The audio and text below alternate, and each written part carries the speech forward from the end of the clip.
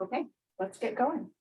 You are all very, very welcome to the next hour of called an inside look at the survey findings of the Bridge survey that is co-hosted by Humentum and Interaction. So some of you may be members of Humentum, some of you may be members of Interaction, some of you may be members of both. You are all very, very welcome. I'm going to keep this introduction fairly short because I want to really jump into the findings. I'm also going to, unlike many webinars that Humentum puts on, I am going to invite you to if you have your cameras on, that's wonderful, but I'm also going to say it's okay for once to leave your cameras off while you're listening to the presentation. And then when we get into the Q&A and we really start to talk about it, that's when you'll hear me encouraging you to turn your cameras on so we can see your faces and have that discussion. My name is Kim Kaczynskis. I'm the Director of Membership here at Humentum, if I haven't met you already.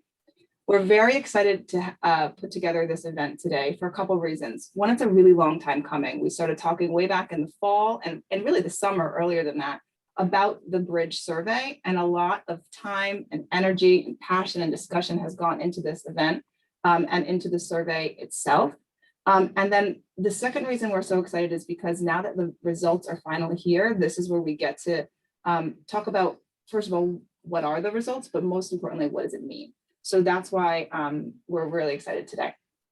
The way that the Bridge survey came to be was, if you recall last summer, many of you obviously do, there was a whole lot going on both in the world and in the US, and there were many organizations that were having difficult, honest, transparent conversations around diversity, equity, and inclusion. Many members came to me here at Humentum and said, what are you doing about this? Is there any data available? My senior leadership is asking for data. My board is asking for data. And the honest truth was there wasn't a lot out there. Humentum put together an informal brief spot poll, but we didn't feel that we had the expertise to put something out that was more in depth. And then in the fall, Shiro and Alicia, who are going to be presenting the findings today, reached out and said, hey, this is important and we need to do this. And it was kind of really a groundswell of bringing it together. So we put together a working group of different organizations, representatives from different organizations. We put together the survey questions and then went through the process of refining those questions, putting out the survey, and social impact really took the lead on doing the analysis and the report findings. What I love about the story is a few different things. One, there was a real need. And two, the need came from people coming together and saying, we can do this together. It doesn't have to be top down. We can do this together and really give of ourselves to do that. And my hope is that that makes this end product all the more stronger. And most importantly, the next conversations all the more meaningful and impactful. So we can talk about not just how do we get the data together, but how do we take some of the actions and the key findings forward together. All of this is with the caveat and the acknowledgement that this is a fairly narrow scope for the survey. The data is important. It's relatively new for the specific space of what this survey takes up, but it's not the end all be all. And it's one piece, one tool in our toolbox in this broader conversation. And so that's kind of the background of where we start today. So let me just give you a little bit of a rundown of what to expect for the next hour. Many of you will have seen the official report. If you haven't, you can see it here. I'm going to drop it in the chat. That's where the Bridge final report is. Some of you will have received just this week the data annex in your inbox. If you participated and filled out that secondary form, Brooke Hill is here. She's been kind of corralling that list. Then you should have received the data annex, which has different cuts of the actual data. If you think you should have received it and you haven't, please feel free to reach out and we'll make sure that we get it to you and we'll check our lists. What we're going to do is spend about half an hour looking at the actual findings, and then we'll have the rest of the time for questions and answers. You're very welcome to put your questions in real time in the chat, but we'll also give some space for more in-depth questions after that initial presentation of the findings. Okay. And with that, I'm going to turn it over both to you, Shiro and Alicia, and I'm going to turn off my camera as well so everyone can focus on me. All right. Thank you so much, Kim. My name is Shiro Gnanaselvam. Welcome, everybody. Thank you for joining us. Alicia and I are going to sort of tag team this presentation, so maybe she can do her intro when she gets to her part. So I'm the CEO of Social Impact, and I know Alicia because we've worked together and in a previous life, and it's just been kind of a delight to both work with her again on this effort, but then to also work with Kim and Princess and others who are in this coalition that we formed. So let me just share my screen and try to find oh my goodness. Okay, sorry, give me a second.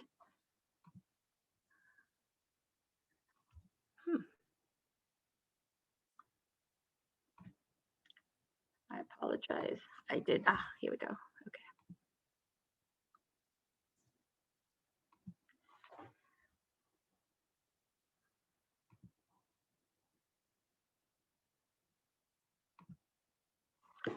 Okay. So we are here to talk about the Bridge survey and the results from that survey, and most importantly, right, what are we going to do now that we have these results? So Bridge stands for Benchmarking Race, Inclusion, and Diversity in Global Engagement. It is a study that was based on this institutional survey. That is, we sent it to organizations, not to individuals, that institutional survey of US-based development and humanitarian assistance organizations. And we focused this survey in this first iteration on HQ operations only. This was a point of debate for us in our coalition, but ultimately we sort of had this principle that we were going to start small with big aims, and so that kind of led us to this narrow focus that Kim referenced earlier on. And as she also said, it was a grassroots effort that was done by a coalition of volunteers. It was a passion project for all of us. No one got paid to do this. And you can see on the slide all of the organizations that participated and contributed to us doing this work. So why did we need it, right? Kim already mentioned the sort of the biggest point, which is that there was a gap in our industry. We didn't have this data in a kind of comprehensive fashion. And so we were looking to fill this gap and establish a baseline for our industry on diversity, equity, and inclusion. But we also wanted to provide a comparative lens for individual organizations, right? Certainly in my organization, and I know talking with Alicia and others, lots of organizations were kind of grappling with this. Well, we're looking at our own data, but how do we sort of stack up relative to the rest of the industry? So to provide a comparative lens, and then finally, to generate like hard data that we could use to advocate for change in specific areas where change is especially needed. In the survey, we looked at 4 things. The most important one, of course, was workforce diversity.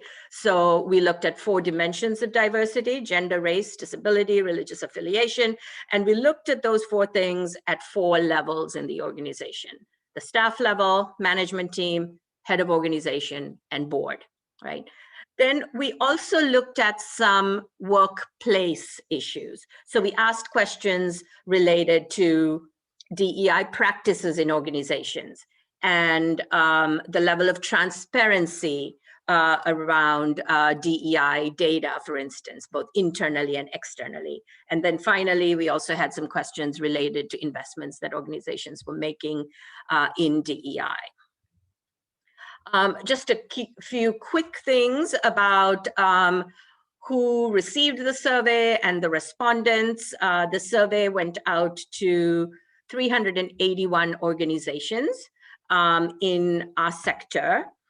We had a 44% response rate, which is pretty solid for this kind of survey. The vast majority of our respondents were nonprofit organizations.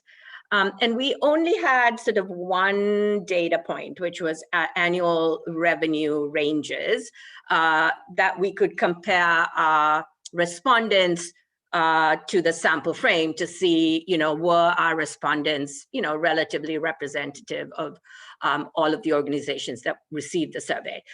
Based on this, on the revenue criteria, we see that, more or less, the organizations that responded were in fact representative. If you want to know more about the respondents and so on, I encourage you to read the report. We do go into it in a little more detail in the report. Let's dive into the results. And we'll look at workforce diversity first, starting with race.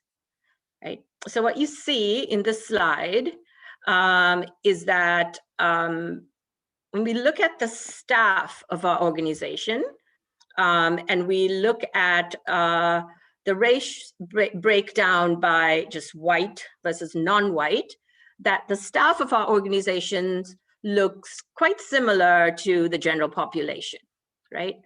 However, we see that that does not hold as you move up the organizational hierarchy. So it shrinks to 33% BIPOC when at the board level, 27% BIPOC on leadership teams. And then finally, at the head of organization level, we see only 10% of organization heads in our sector are non-white, right? Now, we didn't just look at race in terms of white and non-white. We actually asked about different racial and ethnic categories. And what we saw in this was that there are some racial categories that are significantly underrepresented at all levels in our sector, and then others that are overrepresented, right? So looking at underrepresented, if you look in the middle of this chart, we see that Latinx or Hispanic individuals are 19% of the population, but only 9% of staff, 5% of leadership, 3% of board. And then similarly, Native American, a small percentage of the population, 1.3, but then really barely registering at any level in our organizations, right? So that's on the underrepresented side. Then on the overrepresented, we already talked about white individuals being overrepresented, particularly at the leadership level and the board level, and you can see that on the left-hand side. But then the same thing holds for Asian as well, right? Who account for 6% of the population, 10% of staff, 8% of leadership, 9% of board.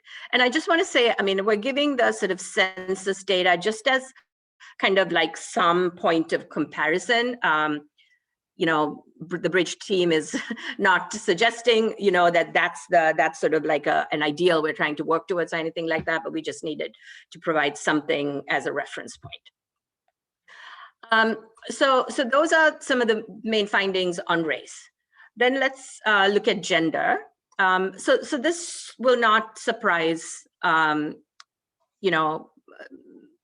those of us who work in this sector, right? That women are overrepresented in our organizations relative to the general population. And you can see that on the left-hand side of this chart where, at the staff level, women account for almost 70% of the staff in our organizations.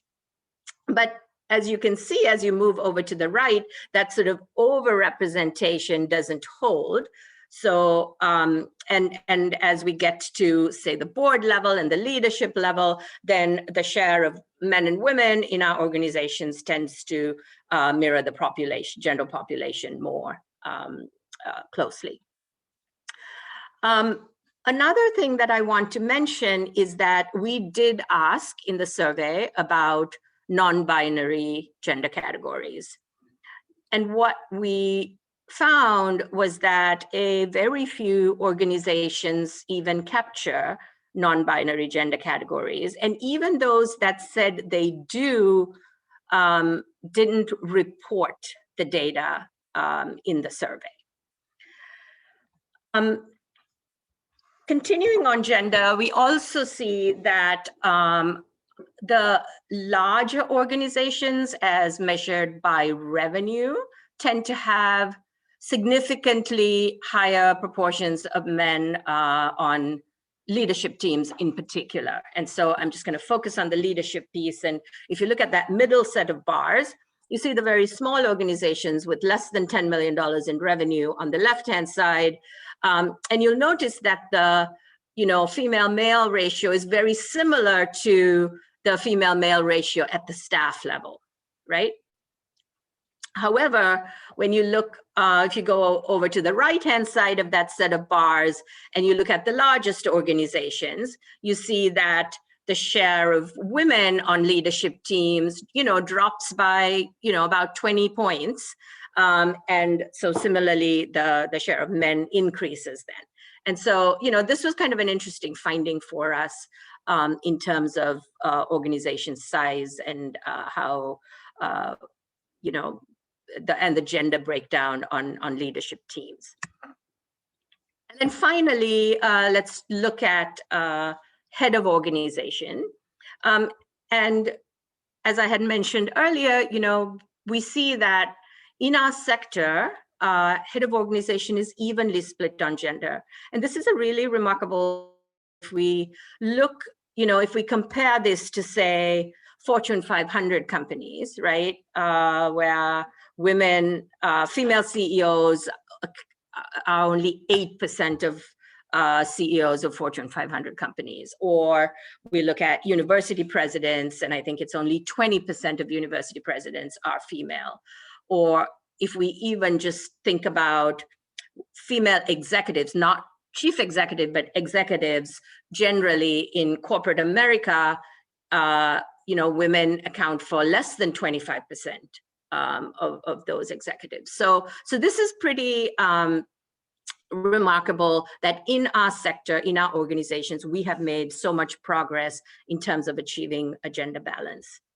However, we talked about the representation of racial minorities at higher levels of organizations. And when we look at that intersection of gender and race, we see very clearly the challenge we have in our sector, right? So in this chart, we see that 50% of heads of organizations are women, but only 4% are BIPOC female. And then the same on the male side, 50% are male, but only 6% are BIPOC male. And so I just really want to kind of draw attention to this particular graph, because this right here is, one of the sort of really major findings of our survey. And we're going to kind of come back to this as we talk about what are the conclusions we're drawing, and then what are the recommendations, we have as the Bridge team. So we've talked about race, we've talked about gender. The third dimension of diversity we looked at was disability. We found that only 50% of organizations reported that they even track the disability status of their workforce. The vast majority, over 90%, track disability in a binary way, right, with and without disability. And then when we applied this sort of disability and we looked at this at each of the organizational levels, we see that the vast majority at each level are reporting that they do not have a disability. And finally, religious affiliation, only a very small percentage of organizations reported that they capture the faith or religious affiliation of their staff. And so we did not disaggregate this data at the different organizational levels. All right. The final point I'm going to make, and then I will turn it over to Alicia, is to just say a couple of things about the diversity data. It was very surprising to us that substantial numbers of organizations said they just don't capture diversity data, right? I kind of think of it as, you measure what you treasure, and these numbers that you see on the slide kind of speak for themselves. And then the second point on the data is that even when the data are collected, there are kind of limitations in how that data is captured that sometimes kind of seems to potentially feed into particularly the sort of the inclusion side of this data. So we find, 50% are not capturing disability data. Right, we're talking about, in 50% of organizations, if you have a disability, you're not visible. And then the data, say on gender and disability, for instance, almost always captured in a binary fashion. So again, it sort of, I think, speaks to the visibility of, different groups of individuals in our organizations. And we found that the default that the organizations that do capture data, they're kind of defaulting to the EEOC reporting categories. So even the ones that, we reported for race are essentially the EEOC reporting categories. So with that, let me turn it over to Alicia, who will talk about some of the workplace findings. Excellent, thank you, Shiro. And Shiro, so my name's Alicia Phillips Mandaville, and I'm the Senior Vice President for Programs and right now COVID Recovery Operations at IREX. It's really a pleasure to be here to join Shiro and this group. As Shiro said, it really has been coming together last year, initially with Shiro, then with Humantum, then with IREX, then with others. With interaction with others, I'm Iris, has really been a great experience, and it's been a real pleasure to support bringing this forward and to see what the data actually shows us. So I want to talk a little bit through what we found on the practices inside organizations, because as Shiro said, when we came to this, we both came at it from a place of wanting to do something within the organizations within which we work, and looking to understand what was going on elsewhere, what lessons could be learned, where is our sector as a whole. And I will say up front that I think in sharing this with people, a lot of people have said that this data really bears out what people's lived experience is. And so it's always nice when that happens, when you collect a data set and it is supportive of what people report they have experienced themselves. And so I think probably not a lot of people are surprised by the findings, but it is good to have them in concrete number terms. I think Shiro often says in these, you measure what you treasure, and maybe she's going to say that at the end as well. So I will I guess not say it so that she can say it later, but I think we came to this with that in mind, and the practices inside an organization are a piece of that. So just to walk through these then quickly, one of the things we asked about is what practices organizations were taking on, particularly as we came into the 2021 year in the aftermath of a really visible racial justice movement in the United States and the murder of George Floyd. And so when we talked about what practices organizations were looking at, most said that they are taking some tangible steps to foster DEI. So 85% identified something that they had done to try and advance diversity, equity, and inclusion. And we gave them a list of options they could choose from. They chose some of them. They wrote in others as well. One thing we asked specifically about, though, was whether they had a DEI policy, and those were much more rare. So only 26% of the organizations have one in place. And of those, only about a third of those were implemented after the events of last summer, so after George Floyd was murdered. So there's a piece of it that was actually quite reactive rather than in place in advance. Essentially, 30 out of the 166 organizations that responded had something in place as a policy prior to June of 2020. And that felt like a significant finding as well. People are taking good steps, but many organizations are starting from that point. We look at the next piece. Another thing we asked about was transparency. And I think a lot of people recognize the links between transparency and accountability. And so if we as a sector wish to make progress on it, then one of the things we want to understand is what presently are people sharing, how transparent are organizations being now, and what's the willingness to be more transparent as time passes. So let me tell you what you're looking at on the slide. On the left-hand side, what you see is the data on who already shares information about demographics, composition. The top line is composition, whether they share it internally. The second line is whether or not they share that data externally, and that's demographics at staff, leadership, and board levels. The third line is whether they share data about compensation levels internally, not externally. On the right-hand side of the screen, that what you see is of the organizations that don't currently share information or data about diversity within the organization, how willing are they to share that data? And this is really significant in that, again, it's the same pairing. Top is sharing composition internally, middle is composition externally, bottom is compensation, sharing your data on compensation internally. And when you look at the bars there, essentially green is yes, willing to share, and light blue is I don't know, we might be willing to share. So when you look at those charts, what you see is that of those organizations that don't share data on this, the vast majority either would be willing to or may be willing to, but aren't certain yet.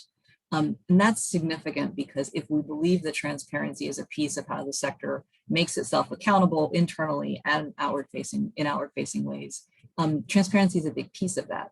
And it really, the fact that it was HR professionals that filled out the survey, but decisions about sharing this kind of data often sits with the executive team, with the CEO. And so this slide really kind of highlights how the decision to be transparent still rests with the executive team. And there may be a lot of space to be more transparent in our sector than we've actually acted on to date. The next slide is the last thing we asked about was people spending on diversity, equity, and inclusion efforts. And again, in the context of the beginning of 2021, and what we found is that a fairly substantial proportion, so more than 80% invest in consultants in some way over the past, I think we asked over the past year whether they had done that. So there are organizations are making investments. And you'll see kind of across the chart here, the volume of dollars that they're investing. I will say up front, and I know this is the data part of the presentation, not the opinion part, but I will say up front, I am surprised at organizations spending at the $5,000 level because we know what $5,000 buys in consulting terms. It's not a tremendous investment. And so as we look at how we move forward in this, it is worth thinking about the way we make investments in other things in our organizations tends to also include committing dollars to making progress. And so want to flag here that more than 80% are investing but only about 18% are investing more than $50,000, which for scale, organizations at scale is notable. I think I am going to hand it back to Shiro to talk us through the beginning of our conclusions.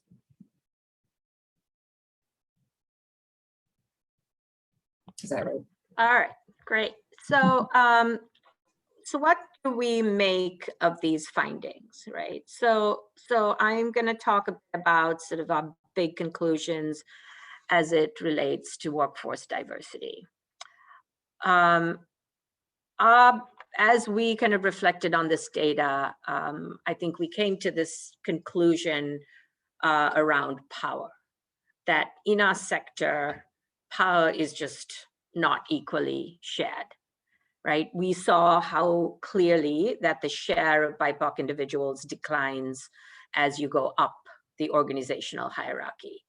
And we also saw that even though there is this, remarkable balance between men and women at the top of the organization, that the intersection of race on that gender balance shows us what a large representation gap there is. So I think this finding about power is really one of our just sort of biggest conclusions from this survey. The second one is around the gaps in diversity data, right? And if, one of my mantras, as Alicia has been noted, is, you measure what you treasure. And if you don't measure it, it becomes very easy to hide a problem that you might have, right? And just, don't have the data, can't talk about it. And so it was, as I said earlier, very surprising to us that large numbers of organizations in our sector just simply don't track, the race, even gender and disability status of their workforce. And then we also noted this sort of, challenge that even among those that do track it, the reporting and compliance requirements that many of our organizations, particularly the slightly larger ones, are kind of bound by the categories given to them by the EEOC. And so organizations then simply default to those and, for whatever reason, choose not to add additional categories for their own edification and use. And so, so these were sort of two of our big conclusions on workforce diversity. Alicia, over to you. All right, and then to pick up the conclusions around transparency and carry them forward just a little bit, one of the reasons for doing the survey is exactly what Shiro just said. When we don't have data, it allows people to say, well, we can't say if we have a problem or not because we don't have any data about it.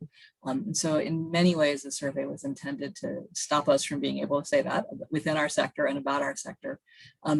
And to recognize then, as we ask both questions about demographics, as well as organizations' willingness to be transparent, the role that plays in terms of both hiding a problem and helping us to be accountable for addressing the problem.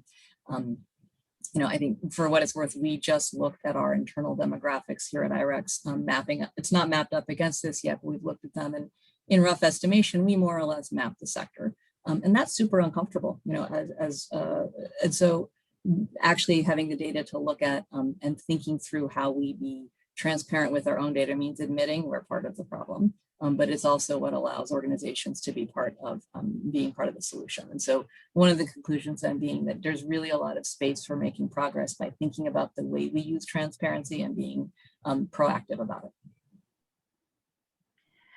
And then finally, in terms of our conclusions related to DEI practices and spending,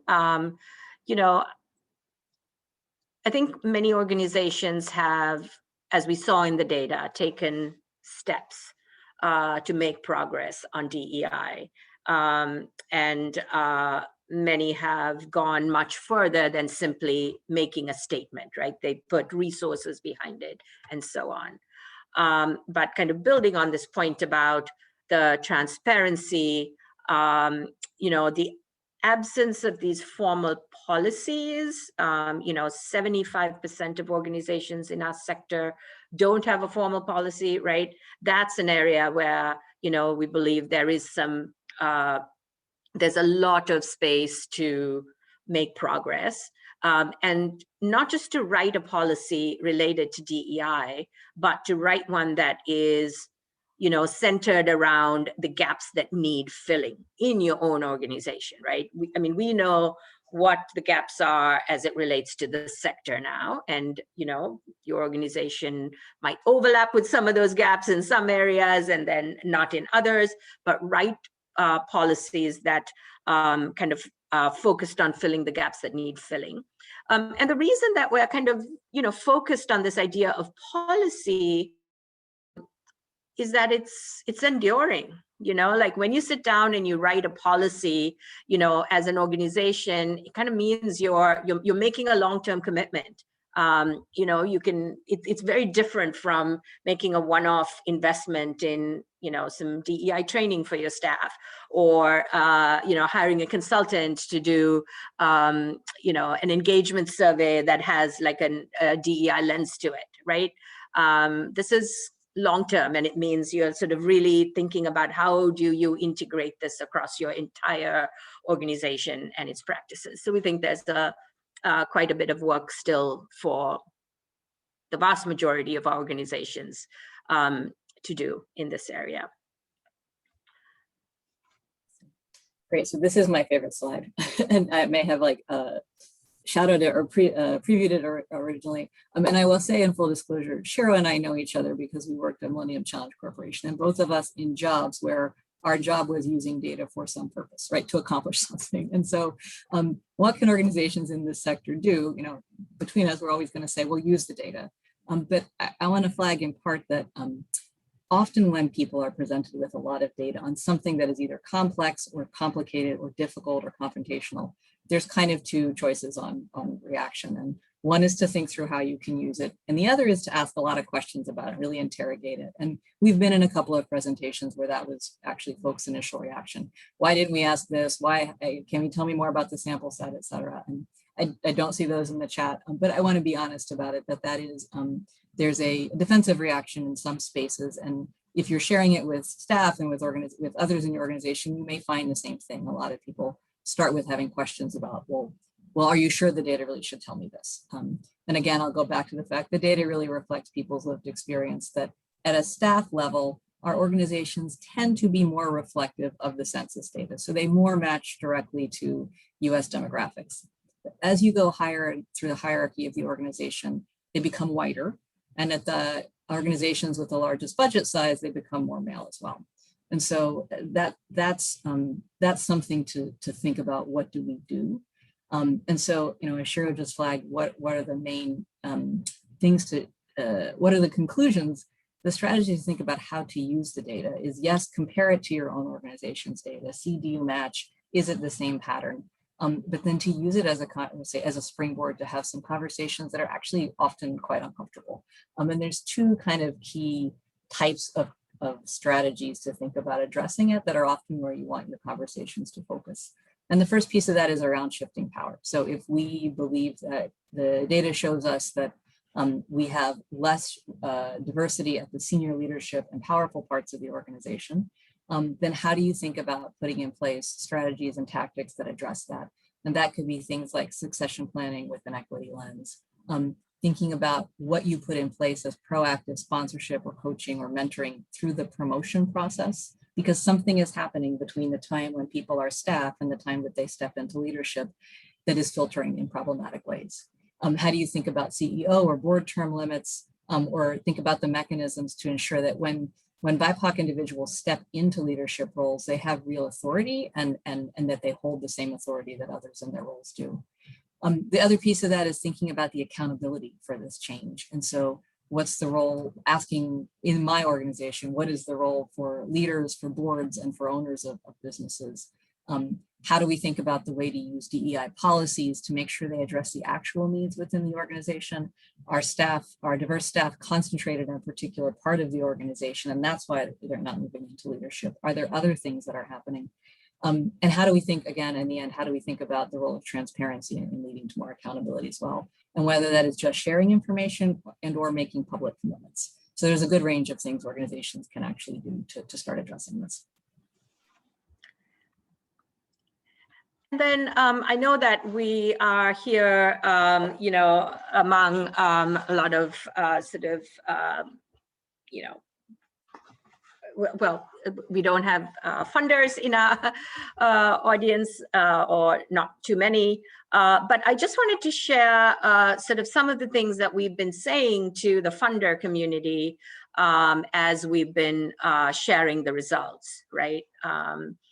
So one is, I think it's important for funders to model the behavior, increase the representation of their own organizations, right? Take steps to, strengthen DEI within their own organizations. And then one thing that we've been talking with you a lot is also, and that's going beyond sort of the narrow scope of the Bridge survey, which is focused more on like HQ, to really think about granting more authority and agency, particularly in like marginalized groups within their own organizations. So like one lens is, like with the FSN community, and we saw how, COVID, interestingly, created this environment where so many FSNs stepped into new roles and performed them incredibly well, right? And we've had some interesting discussions about, we know there are rules and the FAR and all of that that impose certain limitations, but how can we still, within that framework, if we're unable to change the framework, still be creative to grant this greater authority and agency? So one thing is, model the behavior. The second thing we've talked about is, creating incentives for partners like us, right? And raising questions like, can, funding be in some way contingent upon organizations, making DEI commitments, for instance? Can there be, requirements for transparency as it relates to DEI to make sure that, organizations like ours actually follow through on the promises we make?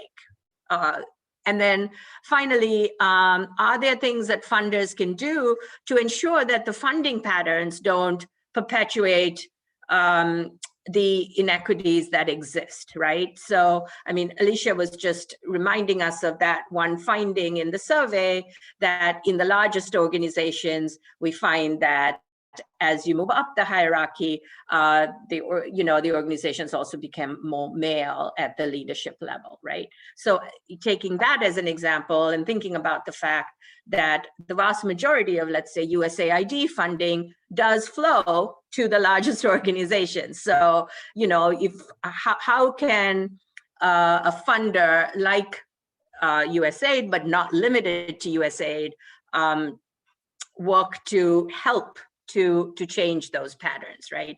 It might be a little bit easier on the foundation side, and I know that many foundations do in fact ask for this kind of data, but something that we've been putting out there for funders to think about. And then finally, I think bringing a DEI lens to statements of work and KP requirements. What does this, even if the statement of work is not explicitly saying, well, I want a white male for this job, or I want a white individual for this job, what does the sort of sum total of what that statement of work or that, description of that KP actually say about who's ultimately, privileged to enter that particular position? So these are some of the things that, we've been talking to funders about. So I think we will wrap it up there. Again, we encourage you to read the report. This is where you can find it. The link is also in the chat. Thank you all very much for, paying close attention. And now we'll turn it over to Princess, I think, or maybe Princess and Kim, and kind of move into the Q&A part. Thank you both. Thank you, Shiro and Alicia. I'm just going to put in the chat here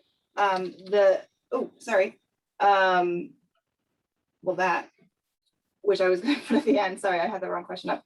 I'm going to put in the chat here. If you have any questions, please put them in the chat. I know they've been coming along, and then Princess from Interaction, sorry, Princess, I was just going to introduce you, is going to do the hard job of moderating these questions and answering from the chat.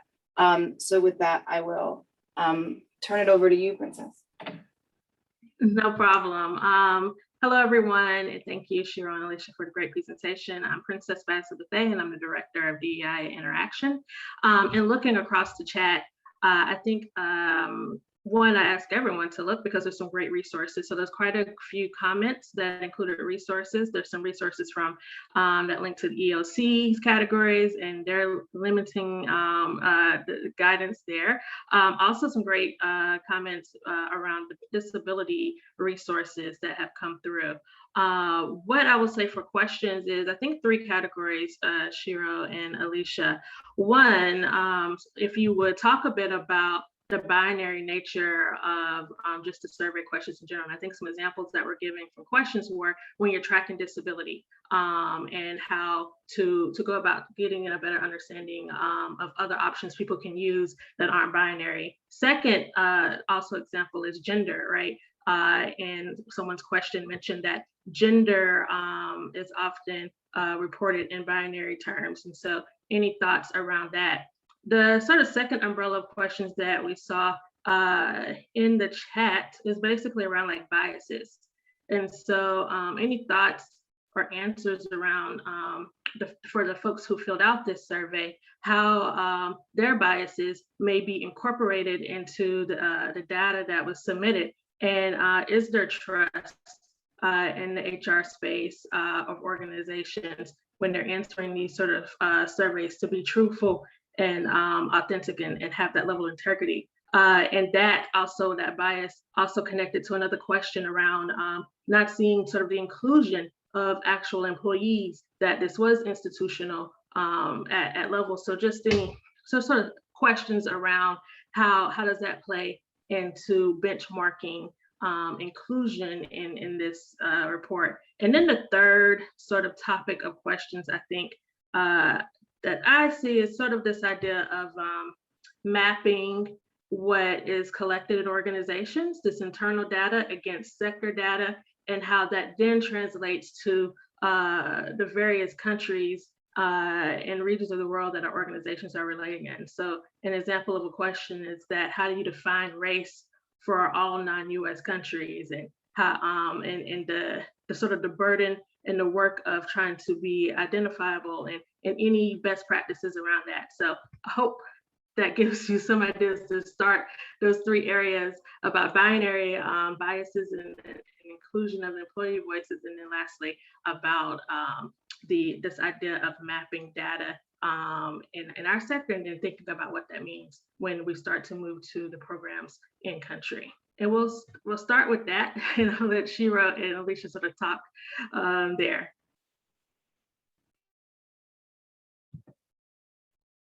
Shiro, how do you want to divide these up? You want to start? So I'm happy to start with that sort of binary, and then you can jump in on that, or like maybe take the next one. So the way the survey questions was set up was that, for instance, let's take gender, right? The first question was, do you collect, data on the gender of your staff, right? Yes or no? If you say yes, then we say, okay, there's now a very long list of gender categories that we provide, and the individual organization was able to check which ones they collected. So the survey sort of like customized itself, if you will, for each organization based on their responses to the prior. What we found was both on disability and gender, the default was binary.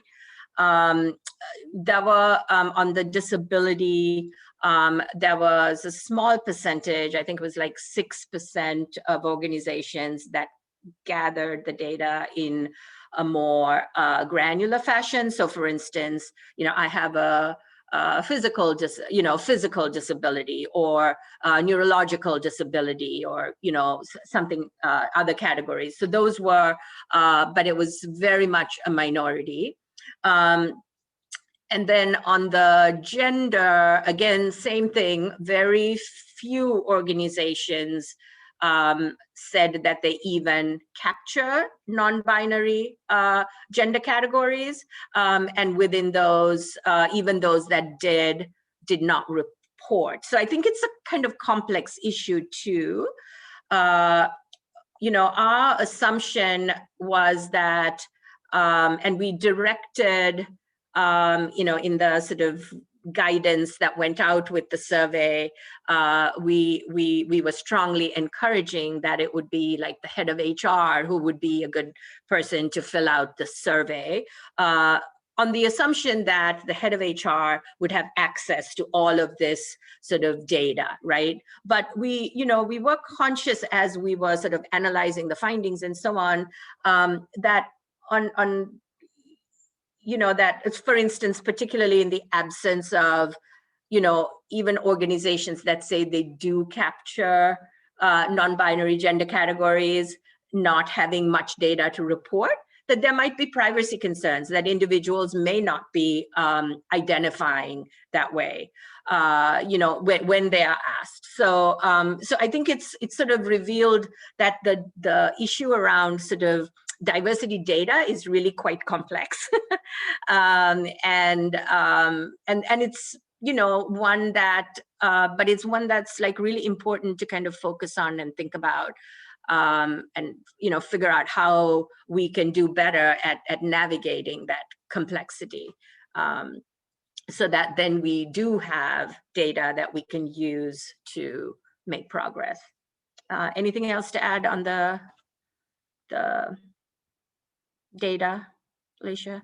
No, I mean, on the binary piece, no, not from my side, that covers all of it. But it is a good segue actually in some ways to the second question around bias and inclusion, because a survey is dependent on the data collection of the people, of the organizations filling in the survey. And that's relevant because somebody I saw in the chat has asked, and Princess flagged, why doesn't it talk more about inclusion and kind of look more at the employee perspective? And we talked really actively about that in the beginning of the design process, and really thought hard about what a survey can accomplish.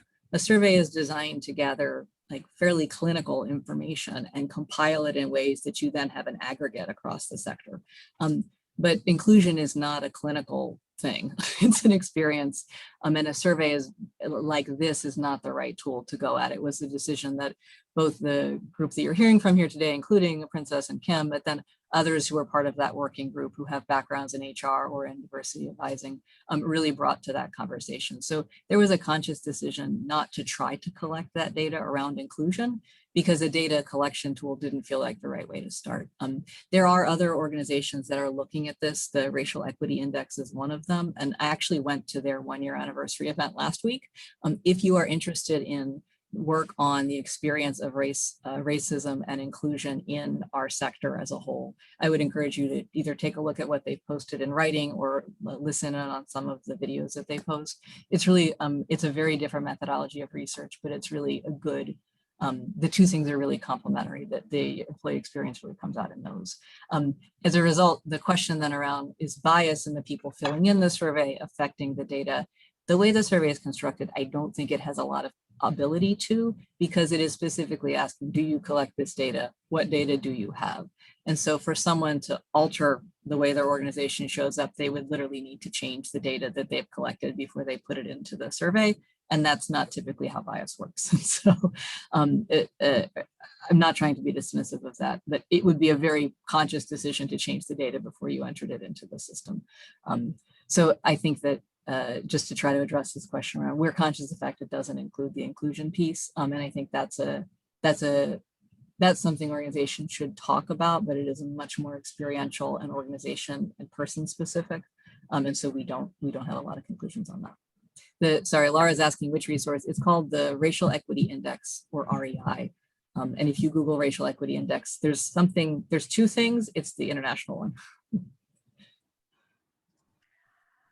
And then I think there was a question related to kind of how do we take this survey data and then do the mapping, and where like global organizations and how do these racial categories they don't always carry over and so on. And absolutely 100% agree with that observation.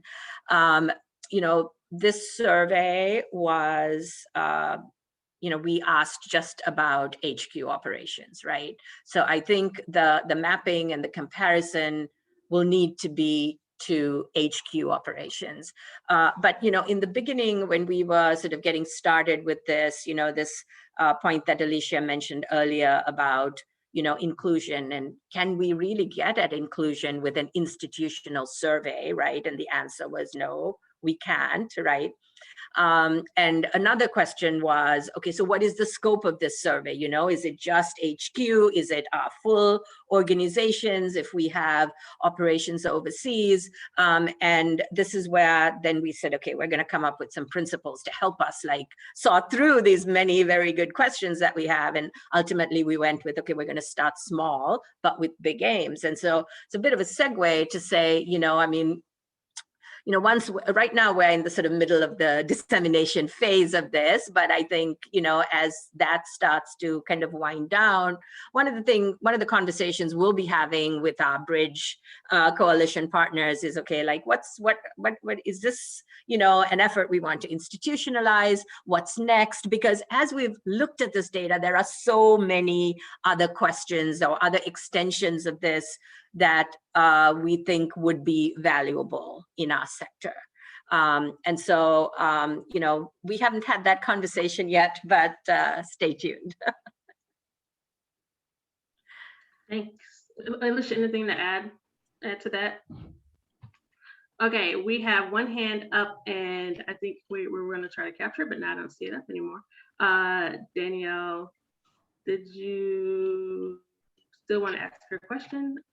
Yeah, so I put my question in the chat. I was just interested to hear if you looked at the size of the organization data, considering for those who didn't report or collect data on disability, considering it's required for organizations who are over 100 people.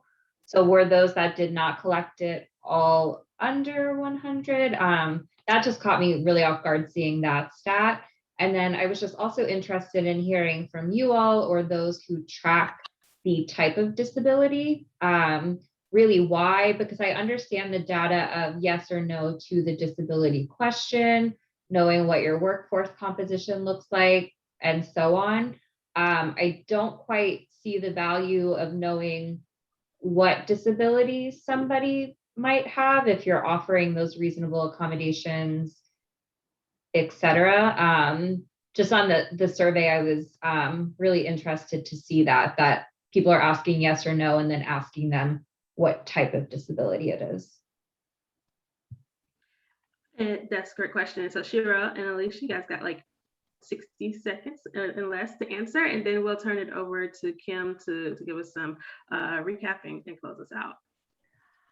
So the first question was about, did we look at the size of the organizations that, the 50% of organizations that said they don't capture disability data? It's a good point, Danielle, you're making about the size and how that relates to the reporting requirements and so on.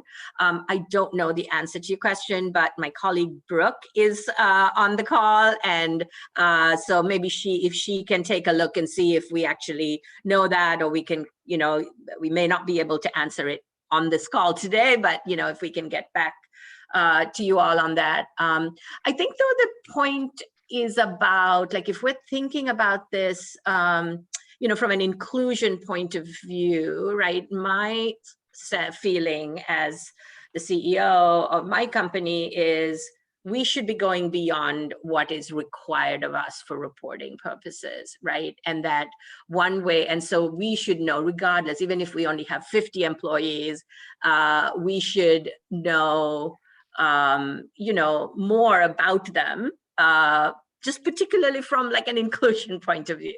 So I think that was kind of my takeaway on that point.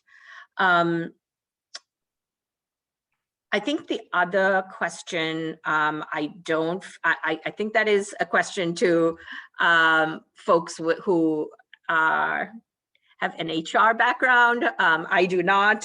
I do not want to try to answer that. I don't know if Alicia, you wanted to take a stab at it. I know you don't have an HR background, but I'm offering it. No, I don't maybe either, someone else on the call.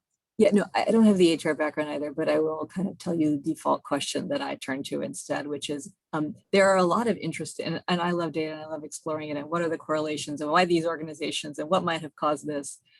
But from my perspective right now, the most valuable conversations are the ones about, when I look at this data, what does it cause me to ask about my own organization? And we happen to be more than 100. We do happen to collect that data. So I don't have as many on this one, and we should check with our HR colleagues on the answers to some of these. But the fact that it is such an underrepresented proportion of the population within my organization causes me to have different questions. And they're things that then I can address as part of the leadership team here. And so as people go through this exercise and find new questions in the data, when you don't know the answer, you don't happen to have the HR professional on the call to answer your question for you, I would encourage folks to think about what the reflective question is, so that it comes back to, what does this make me ask about my own organization? Because I think for each of us, that's how we are able to actually address things. Thank you all. Thank you all for joining us. I know it is the top of the hour. I want to leave with just a few key takeaways. We will send the presentation and recording to anyone who registered for this event. Please stay tuned for late summer, fall programming around this. We really struggled by saying, okay, we have to stick to just talking about the data now and the findings so that people can digest it. But the next step is exactly what Alicia was saying. What conversations do we have to have? What actions do we need to take? And those are more complex discussions that we will put together some spaces to have. I love that Shannon and Roger are going to start it in Humantum Connect. Please do, so we can talk about it over the summer, but stay tuned for more programming in the fall. And yeah, if you have not received the data annex via email and you think you should, please contact Brooke Hill, who has generously given her email. And you should receive it if you completed the survey. That's kind of it was a pay to play type situation. So once again, thank you for joining us. Thank you to Shiro, to Princess, and to Alicia for today's programming, and we will see you next time.